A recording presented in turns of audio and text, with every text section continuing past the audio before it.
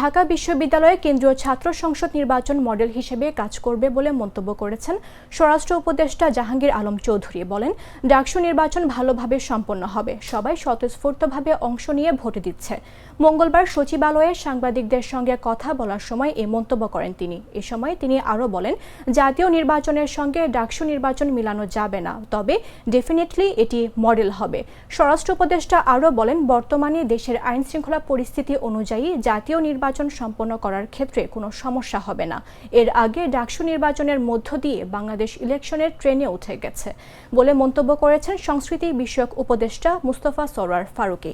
তিনি তার ফেসবুকে পেজে এক স্ট্যাটাসে লেখেন, এরপর চলে আসবে জাতীয় নির্বাচনের ট্রেন, সবাইকে নির্বাচন মোবারক।